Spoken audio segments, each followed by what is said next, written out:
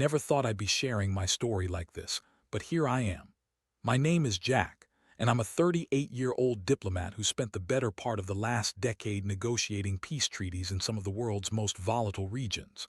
I was married to Lisa, my high school sweetheart, and we had built a life together that I thought was solid. We had our ups and downs, sure, but what couple does? I had always been proud of our relationship, believing we had a bond that could weather any storm. I was wrong. For a while now, I noticed subtle changes in Lisa. She'd become more secretive, often spending late hours at the office, a place I knew was often a cover for late-night rendezvous with colleagues. I brushed it off as work stress, the kind that comes with my line of work. I'd come home after long days of negotiations, and she'd be glued to her phone, laughing at something I couldn't see. I started to feel like a ghost in my own home. Things took a turn when, during one late evening, I walked in on Lisa in the middle of a call. She jumped, hastily ending the conversation, her face pale as if she had been caught in a lie. I didn't say anything then, but the tension hung in the air like a storm cloud. I felt a rising sense of dread that nagged at me. Was she cheating? I wanted to dismiss the thought, but it clung to my mind like a leech. Fast forward to the peace summit in Geneva. It was a high-stakes event, one I had been preparing for years. As I negotiated between nations, I couldn't shake the feeling that the biggest battle I'd face wouldn't be in the conference room but at home. Lisa had insisted on coming along, claiming she wanted to support me. Yet, the whole trip felt off. My instincts were on high alert, and I had this gnawing feeling in my gut that something was wrong. One afternoon, after a long day of discussions, I decided to take a walk to clear my head. I stumbled upon a cafe that had a great view of the lake, and while I was taking a breather, I decided to check my phone. A notification popped up, a message from an unknown number. Curiosity got the better of me and I opened it. My heart sank as I read the words, "Hey babe, can't wait to see you tonight, I miss you." The message was clearly meant for Lisa. My hands shook as I read it again, hoping I had misinterpreted something, but no. The reality crashed over me like a wave, and I felt like the world was collapsing. I hurried back to the hotel, my mind racing with a whirlwind of emotions, anger, betrayal, and a profound sadness that was hard to describe. When I confronted Lisa that night, I thought I was ready for the truth. I had rehearsed 100 scenarios in my head, expecting her to fumble her words or try to deflect my accusations. But what I didn't expect was the coldness in her eyes. She flat out denied everything, claiming I was overreacting and imagining things. "You know how you get when work stress piles on," she said, her tone dismissive. That's when I realized she wasn't even trying to convince me of her innocence. She was more annoyed that I had found out. I felt an overwhelming rush of anger, but beneath that anger was a deep ache. I had loved this woman for so long, and here she was, standing in front of me, lying without a hint of remorse. I tried to make her see reason, but it was like talking to a wall. She accused me of not trusting her, painting herself as the victim. I was left reeling in disbelief, the emotional impact of her betrayal hitting me harder than any blow I could have imagined. In the days that followed, I went through a whirlwind of emotions. I felt shocked, then angry, followed by an overwhelming sadness. I had always pictured my life with Lisa as a journey we would navigate together, but it felt like she had taken a detour I never agreed to. The pain felt like a physical weight, pressing down on my chest, making it hard to breathe. I knew I had to make a decision, but deciding how to move forward was harder than I ever anticipated. I spent sleepless nights wrestling with the idea of leaving her or trying to salvage what was left of our marriage. I thought about the life we had built, the dreams we had shared, and the countless moments of joy that now felt tainted. I knew I had to make a choice, fight for my marriage or walk away from the betrayal that had shattered my trust. This was only the beginning of a long journey filled with twists and turns, a journey of discovery, confrontation, and ultimately resolution. But little did I know at that moment, I was about to embark on a path that would change everything. After that night in Geneva, I found myself in a haze. The summit was supposed to be a pinnacle of my career, a moment where I could shine and make a difference on the global stage. Instead, it felt like I was walking through a fog that never lifted. I had spent years negotiating peace treaties, aiming to bring nations together, yet here I was, dealing with the war within my own home.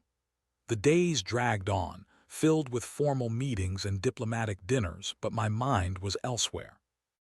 I kept thinking about Lisa, that message, and the betrayal that had pierced my heart. I tried to focus on my work, but every time I looked at her, I was reminded of her betrayal. It was like I was living in two worlds at once, the professional diplomat everyone admired and the shattered husband grappling with a painful truth. After the summit, we returned home, and the tension was thick enough to cut with a knife. Lisa acted as though everything was fine, putting on a facade that infuriated me further. She would come home from her work late, claiming to have met with clients or attended networking events. Each fabricated story felt like another dagger, twisting in the wound that had opened inside me. In the days that followed, I couldn't shake the feeling that I needed proof. I started looking for evidence of her affair, and I knew that would mean crossing some boundaries I had never considered before. I accessed her social media accounts, something I had never done before because I trusted her. I combed through her messages, her photos, anything that might give me the confirmation I sought. What I found was both shocking and devastating. There was a thread of messages between her and the unknown number, filled with flirtation and inside jokes that I wasn't part of. They talked about meeting up, sharing late-night work discussions, and it was clear there was a level of intimacy that I had no idea existed. I felt my heart drop as I read through their exchanges, each word a reminder of what I had lost. I was betrayed not just by her actions, but by the trust I had placed in her. The next day, I decided it was time to confront her again. My heart was racing as I paced the living room, trying to prepare myself for what I knew would be an explosive conversation. I felt consumed by a mix of anger and hurt, ready to lay it all bare. I needed her to admit the truth, to own up to what she had done. When Lisa walked in, I could tell she sensed something was off. I didn't waste time. "We need to talk, Lisa," I said, my voice steady despite the chaos swirling inside me. "I found your messages." For a moment her expression was unreadable and then her demeanor shifted. "What messages?" she asked defensively, crossing her arms. It was as if she was trying to armor herself against the truth. "Don't play games with me." "The ones with the guy you've been texting. I saw everything," I said, a cold rage bubbling beneath the surface. "You think I wouldn't notice? You've been lying to me for months." Her reaction was a mixture of disbelief and fury. "Oh, come on, Jack. You know how you get when you're stressed. You're overreacting. It's not what you think," she shouted, her voice rising. It was infuriating to see her react this way, as if I was the problem rather than her betrayal. I took a deep breath, trying to stay calm despite the whirlwind of emotions. "Not what I think. You think this is just some misunderstanding.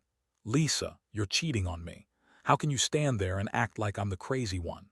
The confrontation devolved into a back and forth of accusations and defensive responses. She continued to deny everything, twisting the narrative to paint herself as the victim who was being misunderstood. It was infuriating. Each lie she threw at me felt like a personal insult, a reminder of how far removed she had become from the woman I once knew. Eventually, the argument fizzled, and we stood in the living room, both breathing heavily. I felt the weight of disbelief and betrayal settle over me like a heavy cloak. I had spent so long trusting Lisa, and now I was left grappling with the wreckage of our relationship. In that moment, I realized I had two choices. I could either wallow in the hurt and let it consume me, or I could take back control of my life. The emotional impact of betrayal can either break you down or awaken a resilience you didn't know existed. I wanted to believe I was stronger than the devastation I felt, but it would take time to figure out how to move forward. Part of me still wanted to salvage our marriage, but the other part screamed that I needed to protect myself. I decided to take some time to reflect on what I truly wanted. I didn't want to make a rash decision based solely on anger or hurt. I needed clarity, and perhaps I needed a plan. In the days that followed, I began to think about how I could approach the situation with resolve while keeping my integrity intact. I had always been a fighter, whether in the diplomatic arena or in my personal life. As I contemplated my options, I knew that wanting the truth and standing up for myself wasn't a sign of weakness. It was a necessary step to reclaiming my life. This was just the beginning of a long, complicated road toward healing and resolution. I needed to decide how far I was willing to go for the woman I once loved, and if that love was worth fighting for anymore. As the days turned into weeks, I continued to grapple with the emotional storm swirling inside me. The confrontation with Lisa had left me feeling raw and unsteady, but I was determined to find clarity. I sought comfort in my work, immersing myself in the details of upcoming negotiations and focusing on the international issues that had once inspired me. But even in the midst of my professional commitments, the shadow of her betrayal loomed large. I spent sleepless nights tossing and turning, my mind racing with thoughts of what had transpired. I began to reflect on our entire relationship. Had I missed the signs all along? Were there moments I brushed off, convinced that everything was fine when it clearly was not? The memories of our early days together played like a movie reel in my head, happy times, shared dreams and promises of forever. It felt like a cruel joke that those memories were now tainted by her deceit. One evening, while staring at the ceiling, it hit me. I needed to confront Lisa again, but this time I would do it on my terms. I had spent too long feeling like a victim, and I refused to let her control the narrative any longer. I wanted to give her one last chance to come clean, to admit the truth without the defensiveness and lies. If she chose to continue denying her actions, then I would have my answer about the future of our marriage. With a deep breath, I called her into the living room once again. This time, I wasn't going to raise my voice. Instead, I aimed for a calm and collected approach, determined to show her that I would not be shaken. "Lisa, we need to talk," I began, my voice steady. "I've had time to think, and I want to give you another chance to be honest with me.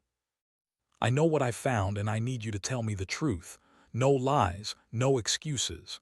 She looked at me, her expression unreadable, but I could sense the tension radiating from her.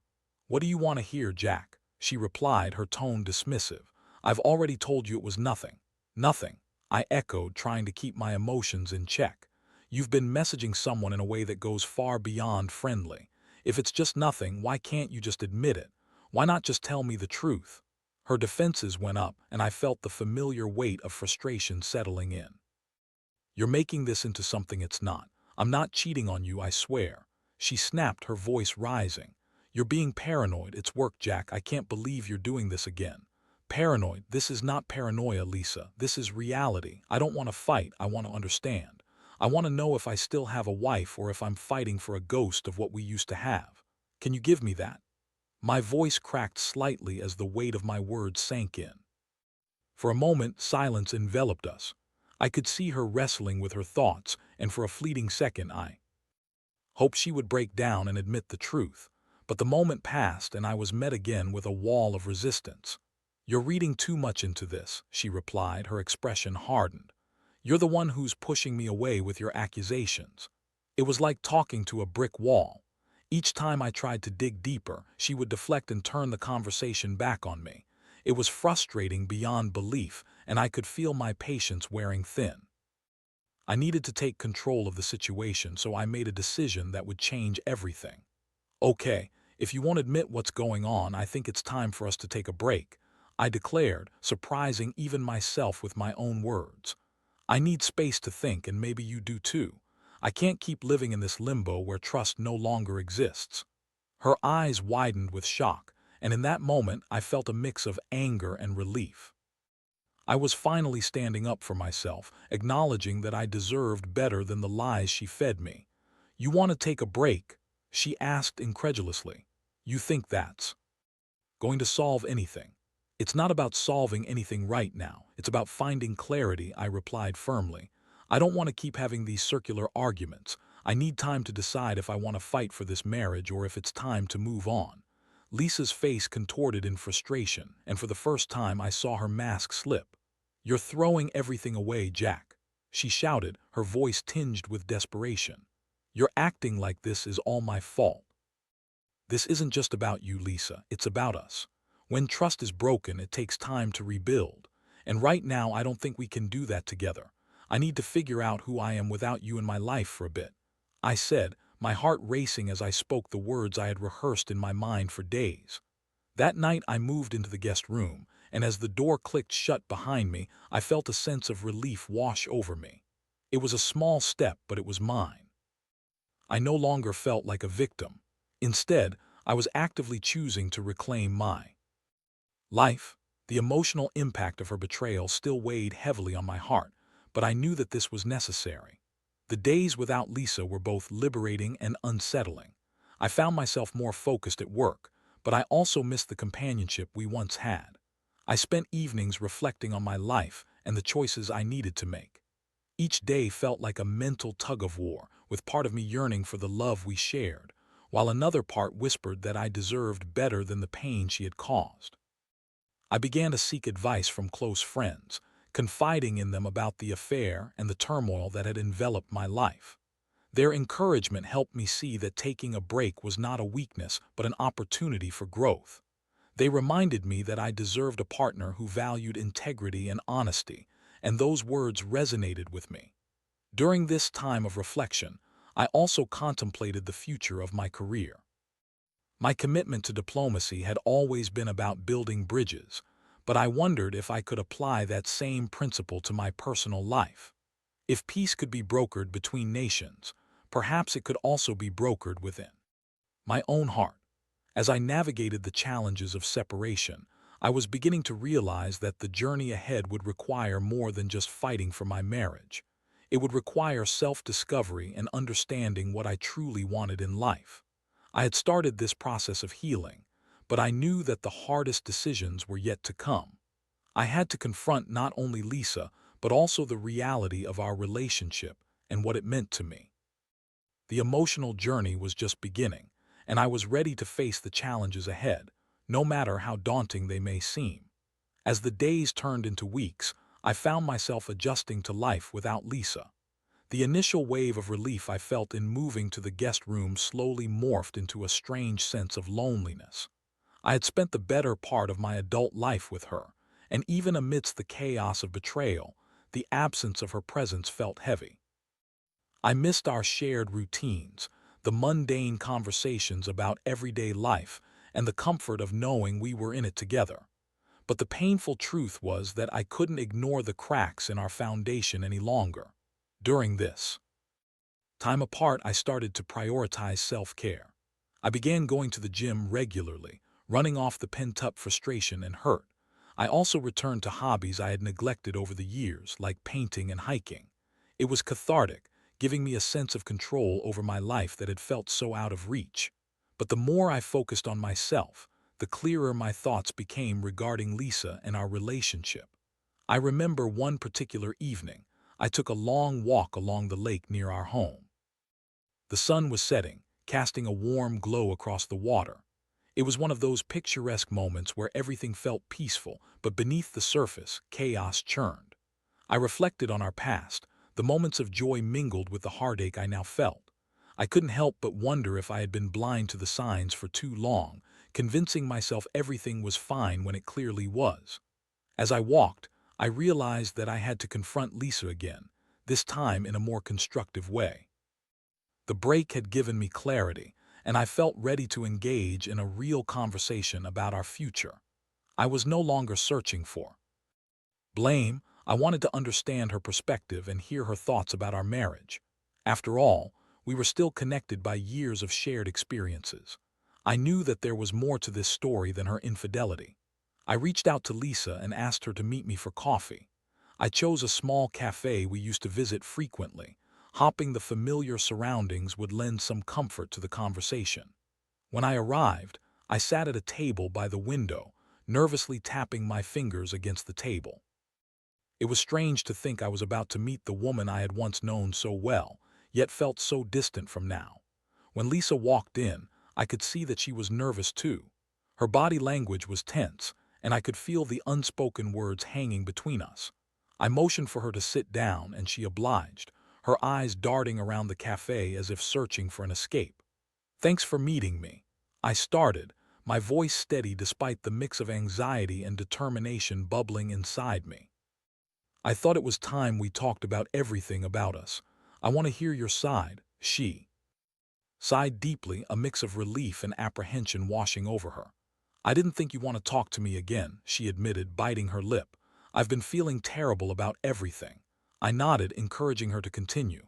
I want to understand why you felt the need to cheat. It's important for me to know what led us here. Lisa hesitated, her gaze dropping to the table. I don't know, Jack. I guess I was feeling lost. You were so focused on your work and I felt neglected. I didn't want to feel alone anymore, she explained, her voice shaking slightly. When I met him, it was just easy. He made me feel appreciated. A knot tightened in my stomach as I listened to her words. It was painful to hear her express feelings of neglect, but I also recognized that I hadn't been the partner she needed. I didn't realize you were feeling that way, I replied softly. I thought we were both working toward the same goals. It's not just you. It was me too. I should have communicated better, she said, her voice tinged with regret. But when I got involved with him, it was like I was escaping my reality. I didn't think about how it would impact our marriage. I just wanted to feel something again. I felt a mixture of anger and sadness wash over me. Her words held a truth I couldn't ignore, but they also made me question whether this was the woman I wanted to reconcile with. Lisa, do you understand that you've shattered the trust in our relationship? I asked, trying to keep my emotions in check. I can't just overlook what happened. It's going to take time if we even go down that path at all. I know, and I'm so sorry, she said, tears brimming in her eyes. I messed up and I'll do anything to make it right. I know I don't deserve it, but I want to fight for us. I want to rebuild our trust. The sincerity in her voice struck a chord. I could see she was genuinely remorseful, but I needed to tread carefully. If we're going to try to fix this, we have to be honest with each other, I said. That means no more secrets, no more lies. We have to communicate openly about our feelings, even when it gets uncomfortable. Absolutely, she agreed, her voice steadying. I promise to do better. I know I have to earn back your trust, and I'm willing to put in the work. We talked for hours, delving into the nuances of our relationship, the good, the bad, and everything in between. I listened as she recounted her feelings of isolation, and I shared my struggles with balancing work and our marriage. It was a raw, vulnerable conversation, but it was also cathartic. For the first time in a long time, I felt like we were making progress. But as we wrapped up the conversation, I couldn't shake the lingering doubts. Could we really rebuild our relationship after such a significant breach of trust? I wanted to believe that love could conquer all, but the scars of betrayal were still fresh. I understood that rebuilding our marriage would take patience, commitment, and a willingness to confront difficult truths. That night, as I lay in bed, I realized I was at a crossroads. I had heard Lisa's side, and while I could see her sincerity, I needed to be honest with myself. Was I truly ready to forgive her, or was this just the first step toward an inevitable end? I felt exhausted from the emotional roller coaster, but I knew I had to make a decision soon. In the days that followed, I continued to reflect on our conversation. I started to envision a new path forward, one where we could rebuild together, but I also recognized that I had to prioritize my own well-being. The journey ahead would be challenging, but I was determined to find the strength to navigate it, whether that meant fighting for our marriage or slowly letting go. I had learned one crucial lesson, that love alone might not be enough. Trust, honesty, and mutual respect were the foundations of any relationship worth fighting for, and as I continued to ponder the future, I knew I had to take the time to consider what that meant for me. The road to healing would be long, but for the first time in a while I felt hopeful that I could find a way forward, whatever that might look like.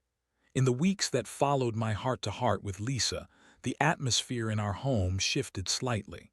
It was still fragile, like a newly spun glass sculpture that could shatter at the slightest touch, but I sensed a commitment from her to make things right. We began to establish new routines, ones that included open communication and intentional time together. It was a start, but I was painfully aware that the scars from her betrayal were still fresh. We enrolled in couples therapy, a decision I had initially hesitated to make but one that ultimately felt necessary. I believed it might provide us the space to explore our feelings and rebuild trust under the guidance of a professional. Our first session was filled with awkward silences and tentative words as we discussed the infidelity and the resulting fallout. I could see Lisa visibly struggle with the weight of her actions, and it was both heart-wrenching and oddly comforting to know that we were both here to try. During one session, the therapist posed a question to us that struck a nerve. What do you want from this relationship moving forward? I felt my heart racing as I contemplated my response. Did I want to go back to the way things were, or did I want something entirely different? Honestly, I want to feel safe again, I admitted. I want to trust Lisa fully and not have that nagging doubt in the back of my mind, but I know that's going to take time. Lisa nodded vigorously, tears glistening in her eyes. I want that too. I want to regain your trust and prove to you that I can be the partner you deserve. I know I've damaged our relationship, but I'm willing to do whatever it takes to fix it, she said, her voice trembling with emotion. The sessions became a space where we could voice our fears, frustrations, and hopes.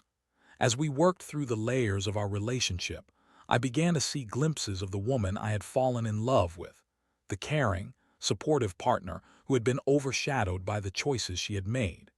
It was a delicate balance, allowing myself to reconnect with those feelings while still being guarded against the potential for further pain.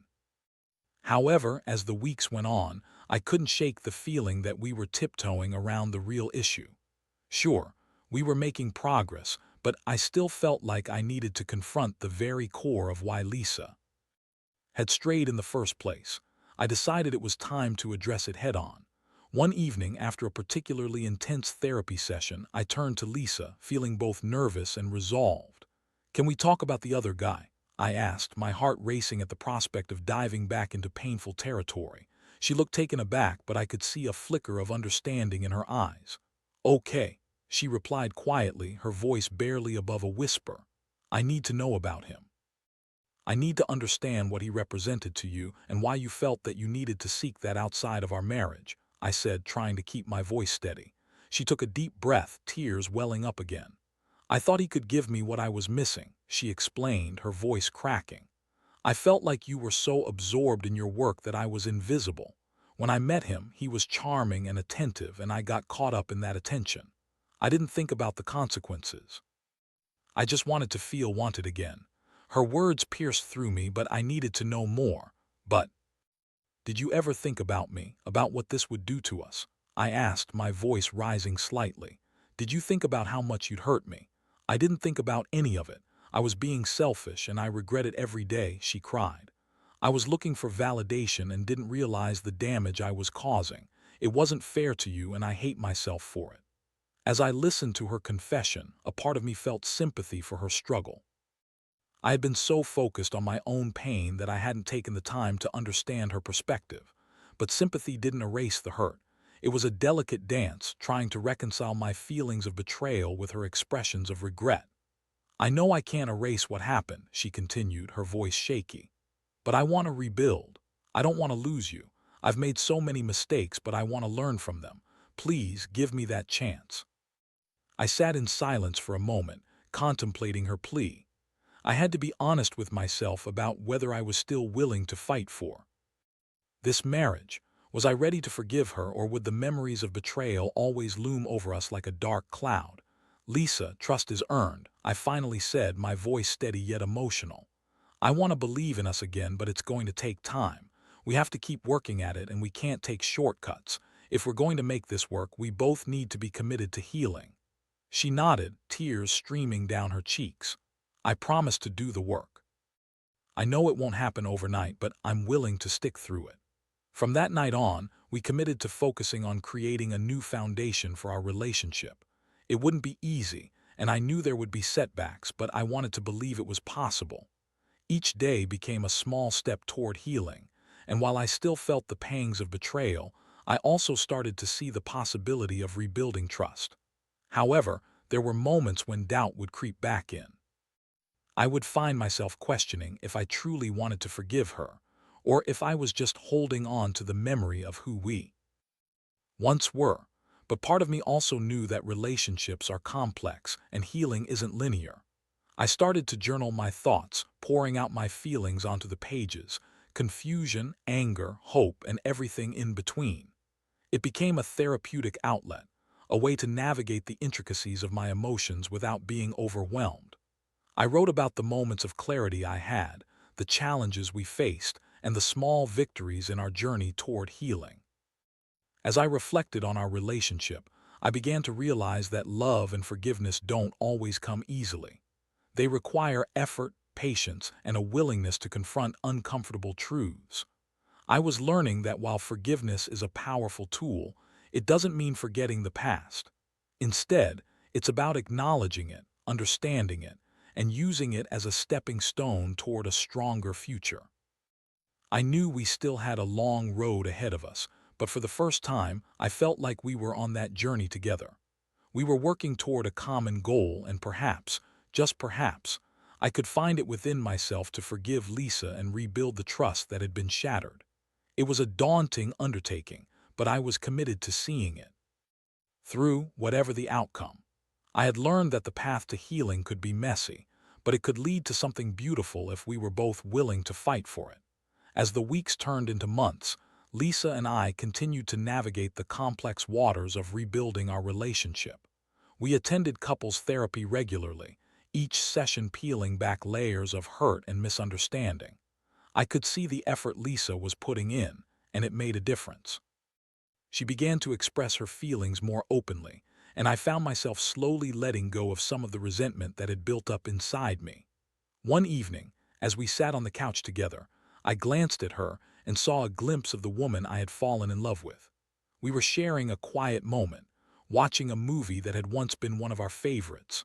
I felt a flutter of hope, a tiny spark igniting in the darkness that had surrounded our lives for so long. It was proof that healing was possible, even if it felt shaky at times. But just as I was starting to feel optimistic, a moment of doubt crept in. I was still haunted by the memories of her betrayal, and I couldn't help but wonder if I was truly ready to forgive her completely. That night, I decided to confront this feeling instead of pushing it aside. I turned to Lisa, who had noticed my silence, and said, "I've been doing a lot of thinking, and I want to be honest with you about where I am." She nodded, her expression earnest. "Okay, I'm here to listen." "I want you again," I started slowly, choosing my words carefully. "But I'm struggling to fully let go of the past. Some days are better than others, and I'm not sure how to move past the pain." Lisa took a deep breath, her eyes glistening. "I understand. I know I've hurt you deeply, and I can't expect things to go back to how they were overnight, but I want to work through that pain together. I want you to know that I'm committed to earning your trust." Her sincerity resonated with me. I realized that while the wounds were still fresh, I could see a path forward. The love we shared hadn't disappeared. It had just been buried beneath layers of hurt and betrayal. I was beginning to understand that forgiveness wasn't a single event but an ongoing process. "Maybe we can take small steps," I suggested, feeling a glimmer of hope. "Let's focus on building new memories together, ones that can overwrite the old ones. We can create experiences that remind us of why we fell in love in the first place." Lisa smiled, and for the first time in what felt like ages, I saw a lightness in her eyes. "I'd love that. Let's start fresh together." From that day on, we made a concerted effort to reconnect. We planned date nights, explored new hobbies together, and spent time reminiscing about the good times while creating new memories.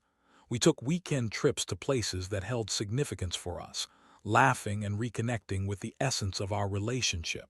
It wasn't always easy. There were moments of tension and reminders of past pain that would bubble to the surface. But each time we faced a challenge, we leaned into it together.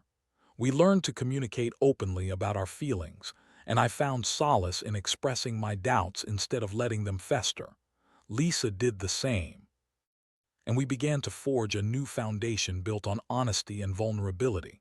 One evening, as we sat on our balcony watching the sunset, I turned to her, feeling a rush of affection. "I can't say that I've fully forgotten what happened," I said gently, "but I feel like I'm starting to forgive. I want to believe that we can move forward." Tears filled her eyes as she reached for my hand. "Thank you for that. I know it's not easy, and I appreciate your willingness to work through this. You mean the world to me, and I'm committed to making this right." In that moment, I realized that forgiveness doesn't mean forgetting. It means choosing to move forward despite the pain. It's a powerful decision that requires both partners to be willing to work together. As I sat next to Lisa, I felt a sense of peace wash over me. We were still on a journey, but we were united in our commitment to healing. I understood that while the scars of betrayal would always be a part of our story, they didn't have to define us. We had a new chapter to write, one filled with hope, perseverance, and the promise of a future worth fighting for.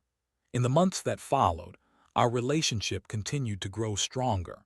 We embraced the lessons learned through our struggles, and I began to feel a renewed sense of trust in Lisa. She had proven through her actions that she was dedicated to our marriage, and I was starting to believe we could emerge from this ordeal even stronger than before. Reflecting on this journey, I learned that relationships require constant effort and understanding.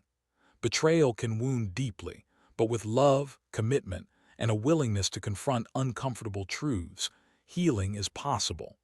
It's a messy, imperfect process, but it can lead to a deeper connection that transcends past pain.